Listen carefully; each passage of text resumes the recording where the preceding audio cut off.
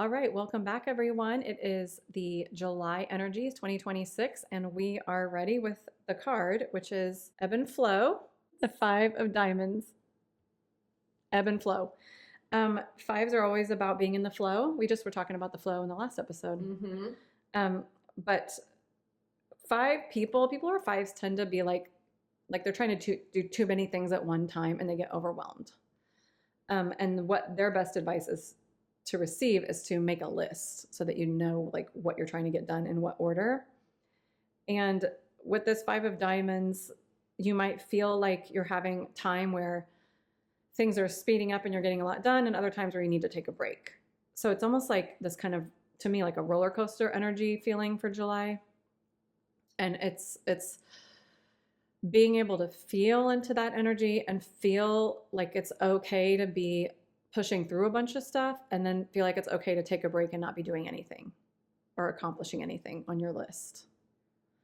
What does the energy feel like to you or what are they saying? What are the higher selves saying for July? Yeah, they liked all the stuff that you just said. What the big takeaway for July is to not be in resistance to the ebb and the flow. So just like Laura said, it's like the energy of the five are just scattered. So a lot of us are going to feel like our energy is scattered in the month of July, or like we're going to be like doing this thing, and then we're going to be doing this thing, and then we got to go here, and then we got to go there.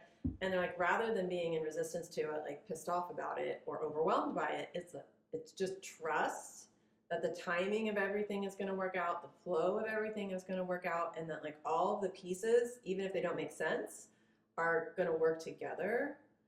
So there's nothing that your logical mind has to figure out. You just really need to focus on the next thing. Mm-hmm. So don't focus on four things ahead. Just be like, okay, like this is the thing in front of me. This is the thing I'm focused on. Oh, now this is the thing in front of me. This is the thing I'm focused on. Oh, now this is the thing in front of me. This is the thing I'm focused on. Because what it's doing is it's teaching us to let go of the control, to trust the moment, to trust the instincts, to trust the intuition. So this is like a mini course of July will feel like a boot camp. And it's like a boot camp of like letting go and practicing the flow. So like think of a lazy river. When you go to a splash park or whatever and you're floating down a lazy river, you're not in control of where your inflatable goes. Like you're just going along. You're bumping into people along the way. You're making new friends, like whatever. You're getting caught up in like tube jams, but you're always just fine with it because you're in the lazy river. So like imagine the whole month of July is a lazy river. Whatever happens, traffic, like change of plans, rain out, whatever, like you're in the lazy river. That's so good because the other archetype of the five is the child, and the five is also about being present. Yes. So when five shows up in your cards, it can mean any of those things, but the child would be more present. They'd be a little bit more, I mean, they're more likely to go with the flow. They're in the moment, enjoying the moment, that kind of thing. Yeah, they're not trying to problem solve. No. And by the way, did you know you can buy a blow up lazy river for your backyard? You can. I saw it on the internet. Zane's Instagram. It's real. It's a real thing. You just need a garden hose and some space. Yeah. And to be okay with dead grass later. Yeah. We don't need grass. Nah. All right, so we're going to jump into, we're going to start with the hearts and see what their card is for the month of July. They have the Nine of Diamonds, next level, graduation. Nine of Diamonds could be the end of a job or changing jobs, because that's the literal definition of the nine, ending graduation, and the diamond, money, losing money or just changing jobs. Don't worry, it'll be fine, because when you graduate from school, you always go to some other thing. So that's all that means. And it's usually like a level up type of card. So is there any message coming through for the hearts? So pause. If you don't know, if you're jumping into this for the first time in your heart, the way you find this out is you look up your birthday on the link below this video or podcast, and you find out what is the card, the playing card for your birthday. And if it's a heart, then this part of the reading is relevant to you.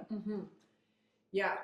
So similar, hearts might feel their emotions kind of like pinging all over the place a bit, but the beauty of July is that you're going to be aware of the pinging which is huge for hearts because a lot of times you're like just doing it unaware of it. Or reacting to the emotion without like Mhm. looking at it first. Yeah, so you're going to see it and be like, oh, I'm doing that thing that I do where I just get all spun up. And that right there as a graduation on its own is perfect, but you're going to start to incorporate what Lord said, the pause of, oh, wait, like, I'm just going to take a couple breaths before I have my reaction. And oh my God, look, the reaction passed. I didn't have to have it.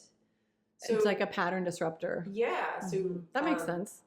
what they're saying is you're going to get to play in the space of what it would be like if you were a different suit a little bit, or like if you have if your second card isn't a heart, which you can also find on our website. Birthday videos. Birthday videos. That's the easiest way. Yeah. So like if your second card is, let's say, a diamond, you might feel a little bit more into what that diamond energy is in the month of July, because they're just going to be less reactive or less caught up in the reaction. Okay. They're going to catch themselves quicker and maybe even pause before it happens. Right. Mouth is so dry. Let's take a break. I left my water up there. It's fine. I can cut this out. It's totally fine.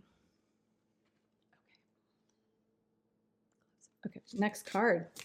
Boopity boop. Clubs gets the Queen of Spades. Be your own guru. Be in charge of yourself. That is kind of what the Queen of Spades is all about. Is Spades would be mastery and knowledge, and using it in service to others would be the Queen. So we have a little Buddha on here. We have a third eye on here. We have the flower of life symbol on here. This is all about stepping into your own power. And I mean, the Queen of Clubs is really the card of intuition, but I would say this Queen of Spades is probably almost more like taking action on those nudges, because Spades is all about action too. So what are they coming up with? For a mental suit, you're going to be doing far less mental gymnastics. Your clubs in the month of July, you're going to just do. So you're going to take the action rather than doing the research, collecting the data, running the numbers, like all the mental stuff that you would normally do before jumping into something or deciding on something. It's not going to happen in July. You're just, all of a sudden you're going to be like, oh my God, I'm doing this. Like I didn't even do the research. I just decided to do it. Well, and that's really interesting because this just happened to you, and this happens to me a lot, where you're doing something before your brain, mind, human self can even interrupt you to stop yourself. Yeah, like be like, oh my God, I just sent that person a message, and I'm reading. It's like I'm reading the message for the first time when they're reading the message. Like, oh, but I wrote it. Okay. But you did it, like you acted in the moment, and your human self wasn't able to get in the way and disrupt it. Right. And it always leads to something positive, that if my human self gotten in the way, I probably wouldn't have had the opportunity. You would have talked yourself out of it. Exactly. Right. So that's it's going to be good stuff. Yeah. Okay, diamonds, here we go. Now you get the Queen of Clubs. Speaking of the Queen of Clubs, this is the card of intuition. Time will tell. So back to kind of this idea that you may need to wait a little bit to find out something, or the Queen of Clubs is like our card of intuition. Mm-hmm. So what is that for this diamond people? So diamonds, you do your checks and balances in the moment. You're always running risk assessments. Like, is it worth my time, my energy, my money? Like in the month of July, you're not going to run that program. Think of it like from a diamond perspective, you're putting money in and you know that you're going to get a return in the future of some sort. You're not worried about it. You're not running a risk scenario. You're trusting that if you feel the impulse or the urge to do something, you're just going to do it. You're going to trust those impulses. Okay. And it Similar. will all pay off. Yeah.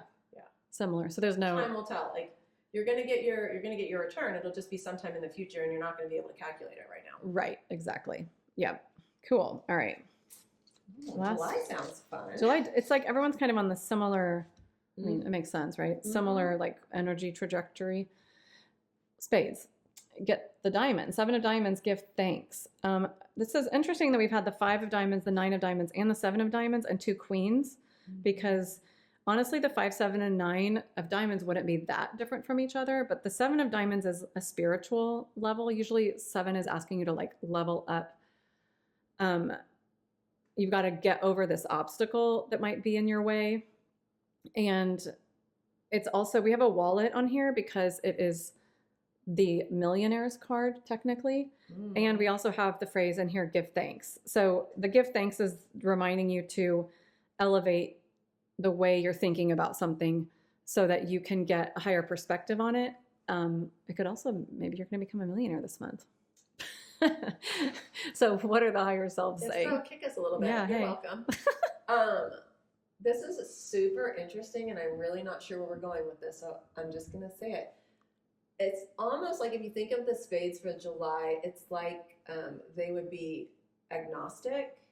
So, like, the proof is in the physical.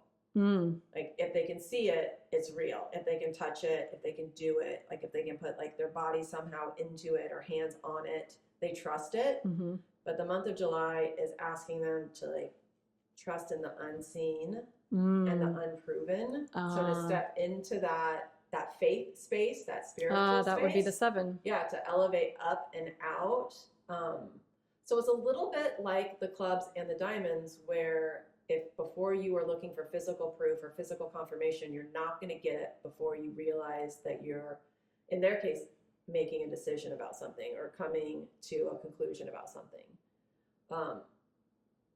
It's going to be like this. I don't know why they keep saying this. Maybe there's a lot of spades planning vacations. I don't know, but they're like, if you're trying to figure out where to go, all of a sudden you're going to be like, oh, we're going to Spain. Right. You're not going to have to like, it's just going to come in as kind of like a, this is the decision. And you're not going to go look at maps. You're not going to do the research. You're not going to buy like that dude, whatever his name, Steve dude, whatever book. Rick Steves' book. Like, you're not going to do any of that. You're just going to be like, we're going to Spain. Yeah. And you're just going to trust it. And then like, you're just going to buy it. This sounds like everyone's moving into the flow. It does sound like everyone's all of us in July. We're practicing in July, the flow. That's great, because this is perfect timing for our course that we're making. It is. Okay, all of these cards came from our deck, which you can buy on our website, Rule Your World Oracle deck that we designed ourselves. It's beautiful. Yeah, we love it. And I think the only other thing that I kind of wanted to talk about this week is this. Okay, they did this study, Berkeley researchers, and they tested 7 positive emotions to see which had the strongest effect on the body's immune system. Joy, it was not joy. Love, it was not love. Gratitude, also not gratitude. The one that lowered inflammation the most was awe, which I think is so cool. Yeah. First of all, because they also say, like, if you're tired and you're just like, I'm just going to lay around all day and rest, and you end up more tired, they're like, sometimes if you go somewhere new, actually that can be more invigorating. Which I think would line up to me with this, because when you go somewhere new, the awe comes into place. So I want to know, I guess, what do you think about this as a human? Well, I think it's super interesting because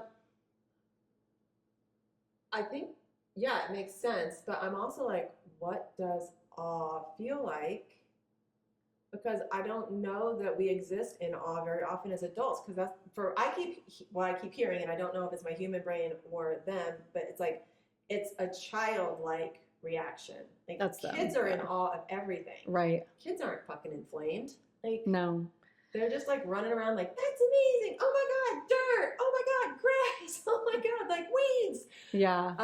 Like, it's just this awe of like existence. And so I think as adults, we probably think that gratitude maybe is close to that, but gratitude I feel like is a mental thing, because you're making a list, you're like identifying something up here to be grateful for, and awe feels like it comes from here, like it's just a thing that happens. Like, your brain doesn't think I'm in awe, your body's like.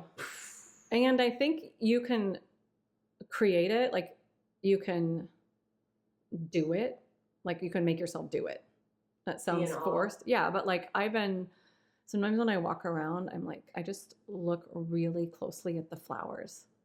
Yeah. And I'm like, wow, look how pretty that is. Look at that color. And like, I put myself into awe by slowing down and just like smelling the roses. And but it is kind of like, I do think there's like a kind of an element of newness to it.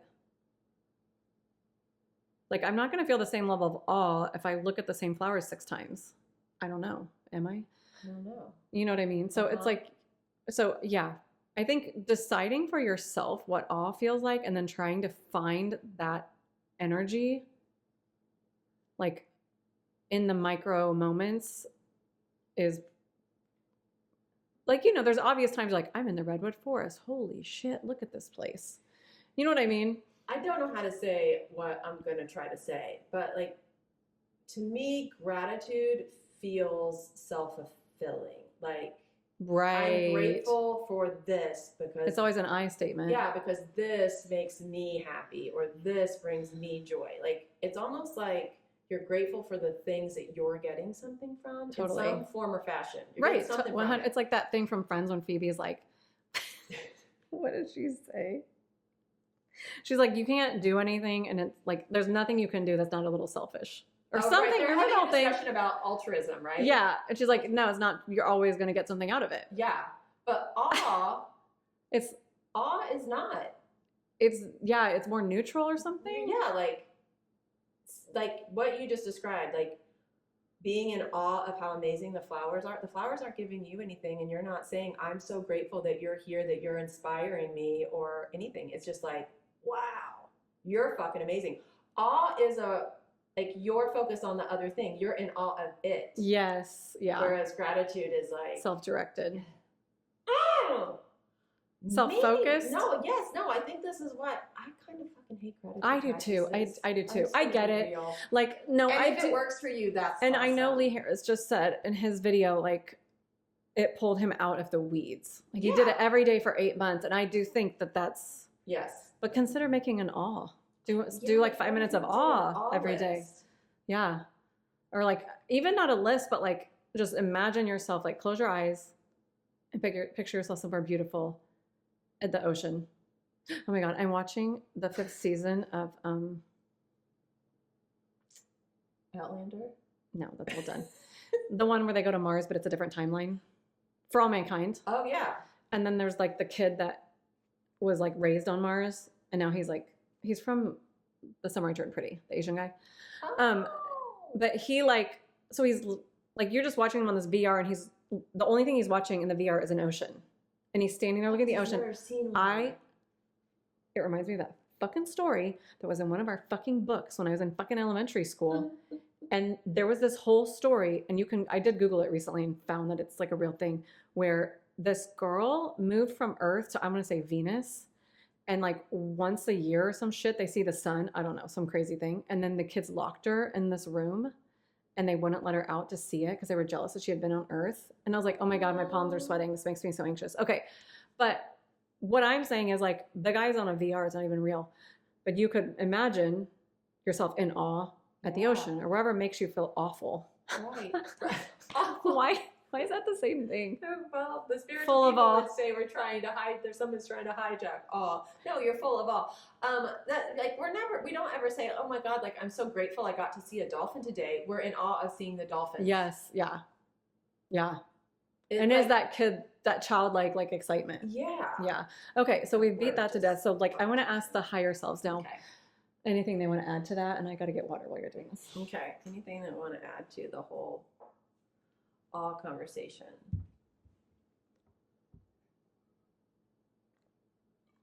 No, they're like you got there. Awe turns us externally focused, whereas the other emotions are internally focused. Like you feel joy because of something. You feel love because of something. Yes, whereas awe is like just an appreciation for something else just existing, right? And it shifts you into the existing is enough, being is enough, striving isn't necessary, doing isn't necessary, like receiving isn't even necessary, just being. So it flips the system just from a masculine doing, or like grasping or wanting or desiring space into just a being space. You receive awe, you're in awe, like you're in it. Right, because like the opposite of joy, well, the opposite of awe is indifference, disrespect, contempt, It depends on whether you're looking for an emotional antonym, the absence of wonder, or an active behavioral antonym, a dismissive attitude. Now it's wanting me to dive in stupid AI. It just doesn't come to mind that there's like a real, like, there's not really, to me, like, what is the opposite of wonder? Like, what, like, you know what I mean? It would feel like indifference. Yeah. Like, and apathy. And all of those would cause inflammation because, like, where's your why? Like, awe in itself is the why. Yeah. Right. Like, the flower is the why. Yeah. The blade of grass is the why. This feels very Buddhist right now. They're like, yeah, they're not like, yeah. They weren't wrong. No, they weren't wrong. They were off. No. There's a reason that's the whole thing that people follow. There's a reason they got so happy in a cave. Yeah. They were in awe of the cave. They were in awe of the transcendence, in awe of the peace. Yeah. Yeah. So you can be in awe of anything. It's just like a conscious decision to step into that state. Yeah. It really, like they're still chatting. It's like almost the biggest reason why it has such a health benefit is because to be in awe, there can be no resistance.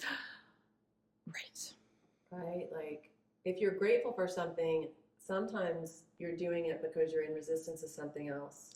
Or because you're trying to make sure there's no lack. Mm-hmm. I feel like sometimes that's like, I'm grateful I have this food to eat. Right. Because, like, thank God I don't have no food to eat. Exactly. Yeah. And with awe, there's no counterbalance. Yeah. Okay.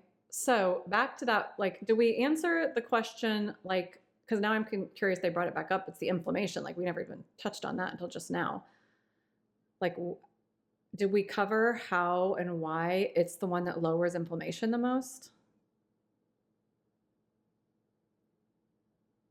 Inflammation is the body's innate way of indicating it is in resistance to something in your life. Resistance to the job, to the relationship, to where you live, to what's happening, to the friendships, to the family, like all of it.